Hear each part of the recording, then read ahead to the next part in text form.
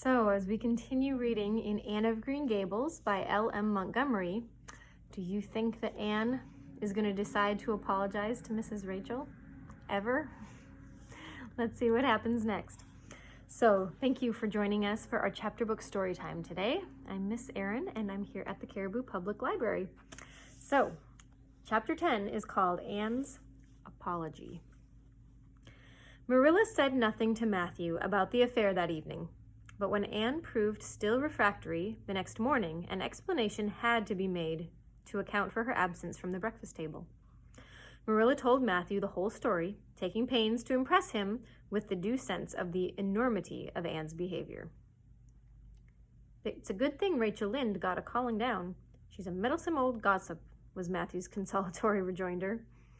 "Matthew Cuthbert, I'm astonished at you. You know that Anne's behavior was dreadful. And yet you take her part. I suppose you'll be saying next thing that she oughtn't to be punished at all." "Well, now, no, not exactly," said Matthew, uneasily. "I reckon she ought to be punished a little. But don't be too hard on her, Marilla. Recollect, she hasn't ever had anyone to teach her right. You're going to have to give her something to eat, aren't you?" "When did you ever hear of me starving people into good behavior?" demanded Marilla indignantly. "She'll have her meals regular, and I'll carry them up to her by myself.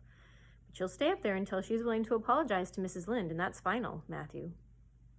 Breakfast, dinner, and supper were very silent meals, for Anne still remained obdurate. After each meal, Marilla carried a well-filled tray to the east gable and brought it down later, not noticeably depleted. Matthew eyed its last descent with a troubled eye. Had Anne eaten anything at all? When Marilla went out to that evening to bring the cows back from the pasture, Matthew, who had been hanging about the barns and watching, slipped into the house with the air of a burglar and crept upstairs. As a general thing, Matthew gravitated between the kitchen and the little bedroom off the hall where he slept. Once in a while he ventured uncomfortably into the parlor or sitting room when the minister came to tea, but he had never been upstairs in his own house since the spring that he had helped Marilla paper the spare room, and that was 4 years ago. He tiptoed along the hall and stood for several minutes outside the door of the east gable before he summoned the courage to tap on it with his fingers, and then opened the door to peep in. Anne was sitting on the yellow chair by the window, gazing mournfully out into the garden. Very small and unhappy she looked, and Matthew's heart smote him. He softly closed the door and tiptoed over to her. "Anne," he whispered, as if afraid of being overheard. "How are you making it, Anne?" Anne smiled wanly. "Pretty well. I imagine a good deal, and that helps to pass the time. Of course, it's rather lonesome. But then, I may as well get used to that." Anne smiled again, bravely facing the long years of solitary imprisonment before her. Matthew recollected that he must say what he had come to say without loss of time, lest Marilla return prematurely. "Well now, Anne, don't you think it better to do it and have it over with?" he whispered. "It'll have to be done sooner or later, you know, and for Marilla's a dreadfully determined woman, dreadfully determined. Do it right off, I say, and have it over." "Do you mean apologize to Mrs. Lynde?" "Yes, apologize. That's the very word," said Matthew eagerly. "Just smooth it over, so to speak. That's what I was trying to get at." "I suppose I could do it to oblige you," said Anne thoughtfully. "It would be true enough to say that I am sorry, because I am sorry now.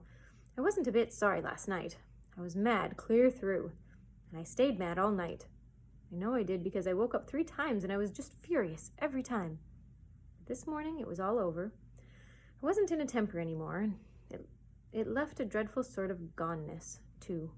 I felt so ashamed of myself, but I just couldn't think of going and telling Mrs. Lynde so. It would be so humiliating. I made up my mind I'd stay shut up here forever, rather than do that. But still, I'd do anything for you, if you really want me to." "Well, now, of course I do. It's terrible lonesome downstairs without you. Just go and smooth it over. That's a good girl." "Very well," said Anne resignedly. "I'll tell Marilla as soon as she comes in that I've repented." That's right, Anne. But don't tell Marilla I said anything about it. She might think I was putting my oar in, and I promised not to do that."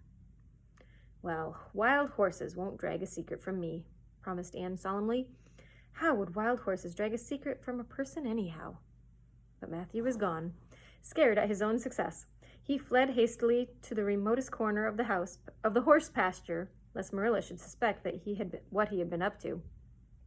Marilla herself, upon her return to the house, was agreeably surprised to hear a plaintive voice calling, "Marilla," over the banisters. "Well," she said, going into the hall. "I'm sorry I lost my temper and said rude things, and I'm willing to go and tell Mrs. Lynde so." Very well. Marilla's crispness gave no sign of her relief. She had been wondering what under the canopy she should do if Anne did not give in. "I'll take you down after milking." Excuse me. Accordingly, after milking, behold Marilla and Anne walked down the lane, the former erect and triumphant, the latter drooping and dejected. But halfway down, Anne's dejection vanished as if by enchantment. She lifted her head and stepped lightly along, her eyes fixed on the sunset sky, and an air of subdued exhilaration about her. Marilla beheld the change disapprovingly. This was no meek penitent, such as it behooved her to take into the presence of the offended Mrs. Lynde. "What are you thinking of, Anne?" she asked her sharply. "I'm imagining out what I must say to Mrs. Lynde," answered Anne dreamily. That was satisfactory, or should have been so. But Marilla could not rid herself of the notion that something in her scheme of punishment was going askew. Anne had no business to look so rapt and radiant. Rapt and radiant Anne continued until they were in the very presence of Mrs. Lynde, who was sitting knitting by her kitchen window. Then the radiance vanished. Mournful penitent appeared on every feature. Before a word was spoken, Anne suddenly went down on her knees before the astonished Mrs. Rachel and held out her hands beseechingly. "Oh, Mrs. Lynde, I am so extremely sorry," she said with a quiver in her voice. "I could never express all my sorrow. No, not if I used up a whole dictionary. You must just imagine it. I behaved terribly to you, and I've disgraced the dear friends, Matthew and Marilla, who have let me stay at Green Gables, although I'm not a boy. I'm a dreadfully wicked and ungrateful girl, and I deserve to be punished and cast out by respectful people forever. It was very wicked of me to fly into a temper because you told me the truth. It was the truth. Every word you said was true. My hair is red, and I'm freckled and skinny and ugly. What I said to you is true, too, but I should not have said it. Oh, Mrs. Lynde, please forgive me. If you refuse, it will be a lifelong sorrow for me. If you refuse, you wouldn't like to inflict a lifelong sorrow on a poor little orphan girl, would you? Even if she had a dreadful temper. I'm sure you wouldn't.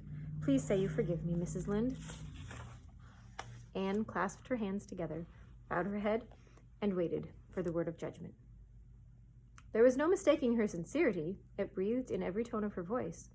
Both Marilla and Mrs. Lynde recognized its unmistakable ring, but the former understood in dismay that Anne was actually enjoying her valley of humiliation, was reveling in the thoroughness of her abasement.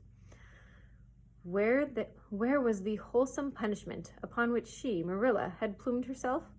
Anne had turned it into a species of positive pleasure. Good Mrs. Lynde, not being overburdened with perception, did not see this. She only perceived that Anne had made a very thorough apology, and all resentment vanished from her kindly, if somewhat officious, heart. There, child, get up," she said heartily. "Of course I forgive you. I guess I was a little too hard on you anyway. But I'm such an outspoken person. You mustn't mind me, that's what.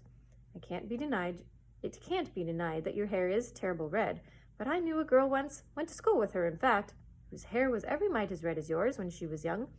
When she grew up, it darkened into a real handsome auburn. I wouldn't be a mite surprised if yours did, too. Not a mite." "Oh, Mrs. Lynde!" Anne drew a long breath as she rose to her feet. "You have given me hope. I shall always feel that you are a benefactor. Oh, I could endure anything if only I thought my hair would be a handsome auburn when I grew up. It would be so much easier to be good if one's hair was a handsome auburn, don't you think? And now may I go out into your garden and sit on that bench under the apple trees while you and Marilla are talking? There is so much more scope for imagination out there." "Laws, yes, run along, child. You can pick a bouquet of them, the white June lilies over in the corner if you like." As the door closed behind Anne, Mrs. Lynde got briskly up to light a lamp. She did a real odd little thing. Oh, she is a real odd little thing. Take this chair, Marilla. It's easier than the one you've got. I just keep that for the hired boy to sit on. Yes, she certainly is an odd child, but there is something kind of taking about her after all. I don't feel so surprised at you and Matthew for keeping her, as I did, nor so sorry for you. Nor so sorry for you either. She may turn out all right. Of course, she has a queer way of expressing herself, a little too kind of forcible, you know? But she'll likely get over that now that she's come to live among civilized folks. And then her temper's pretty quick, I guess. But there's one comfort. A child that has a quick temper, just blaze up and cool down, ain't never likely to be sly or deceitful. Preserve me from a sly child, that's what. On the whole, Marilla, I kind of like her. When Marilla went home, Anne came out of the fragrant twilight of the orchard with a sheaf of white narcissi in her hands. I apologized pretty well, didn't I? She said proudly as they went down the lane. I thought since I had to do it, I might as well do it thoroughly. You did it thoroughly enough, was Marilla's comment. Marilla was dismayed at finding herself inclined to laugh over the recollection. She had an uneasy feeling that she ought to scold Anne for apologizing so well. But then, that was ridiculous. She compromised with her conscience by saying severely, I hope you won't have occasion to make many more such apologies. I hope you'll try to control your temper now, Anne. It wouldn't be so hard if people wouldn't twit me about my looks, said Anne with a sigh. I don't get cross about other things, but I'm so tired of being twitted about my hair. It just makes me boil right over. Do you suppose my hair will really be a handsome auburn when I grow up? You shouldn't think so much about your looks, Anne. I'm afraid you are a very vain little girl. How can I be vain when I know I'm homely? Protested Anne. I love pretty things, and I hate to look in the glass and see something that isn't pretty. It makes me feel so sorrowful, just as I feel when I look at any ugly thing. I pity it because it isn't beautiful. Handsome is as handsome does, quoted Marilla. I've had that said to me before, but I have my doubts about it, remarked skeptical Anne, sniffing at her narcissi. Oh, aren't these flowers sweet? It was so lovely of Mrs. Lynde to give them to me. I have no hard feelings against Mrs. Lynde now. It gives you a lovely, comfortable feeling to apologize and be forgiven, doesn't it? Aren't the stars beautiful tonight? If you could live in a star, which one would you pick? I'd like that lovely, clear, big one way over there above that dark hill. Anne, do hold your tongue, said Marilla, thoroughly worn out, trying to follow the gyrations of Anne's thoughts.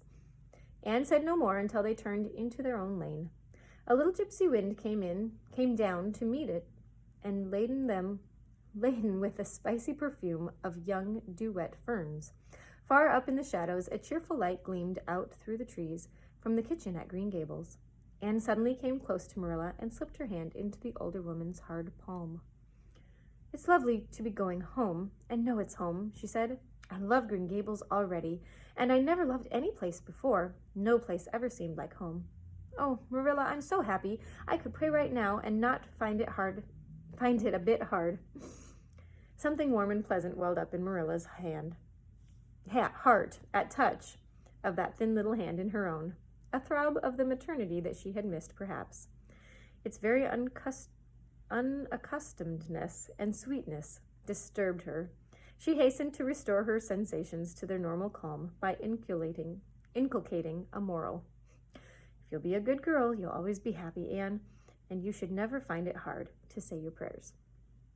Saying one's prayers isn't exactly the same thing as praying, said Anne meditatively, but I'm going to imagine that I'm the wind that is blowing up there in the treetops.